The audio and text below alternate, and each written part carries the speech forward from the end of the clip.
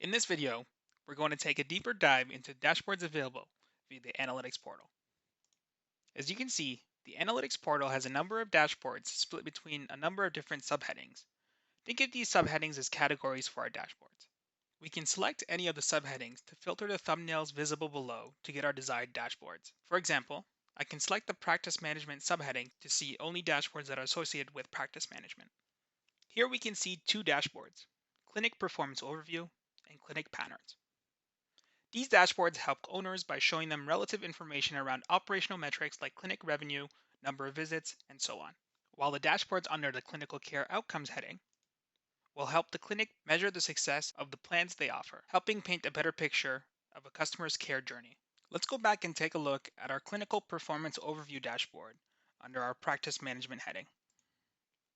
We can then click the thumbnail of the Clinic Performance Overview dashboard, which will open the dashboard in Tableau. We can scroll down and click the full screen button to full screen our dashboard. In summary, the Clinic Performance Overview dashboard will give us a quick understanding of our clinic's overall health.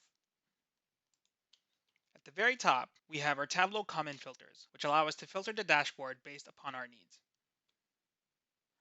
The dashboard can be filtered by service type, practitioner, or we can select a totally different time range to analyze.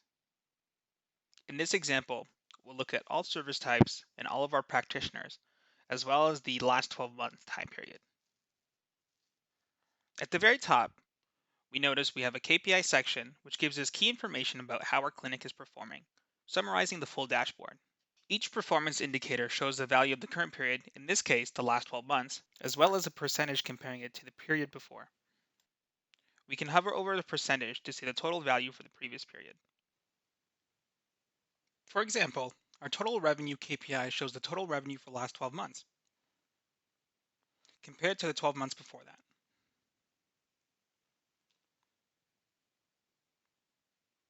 In the top KPI bar, we can also see total visits for the last 12 months, new patients, and average visits per patient, as well as their comparison to the previous year. As we move down our dashboard, we have a total revenue chart that gives us a better picture around how we trend over the time period selected. Here, we can see a monthly breakdown over the last 12 months, as well as a previous period comparison. We can hover over any of the points to see the actual revenue for that specific month.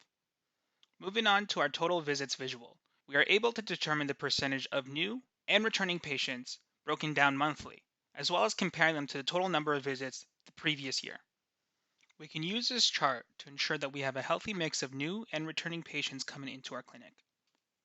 The no-show and canceled appointments chart shows us the number of appointments that were canceled or labeled as no-show, again comparing them to the year before. We can use this chart to ensure that we're not experiencing a high volume of cancellations or no-shows for our clinic.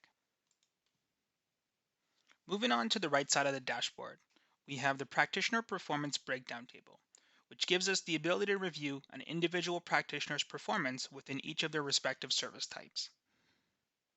Here we can compare each of the practitioners in a specific service type by each of the key metrics that we have in the table, which are average revenue per patient, average visit per patient, and total revenue for the period selected. We are also able to sort the table by each respective heading. Lastly, we have the revenue breakdown by service type chart, which can be used to assess how each service type contributes to our clinic revenue, and again comparing it to the previous period. We can also use this chart as a filter by clicking the service type. This adjusts the full dashboard accordingly. To undo the filter, we can click the service type once again. This resets our dashboard to the default state.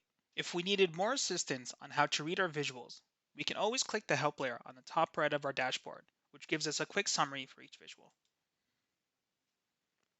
We can click it once again to close it.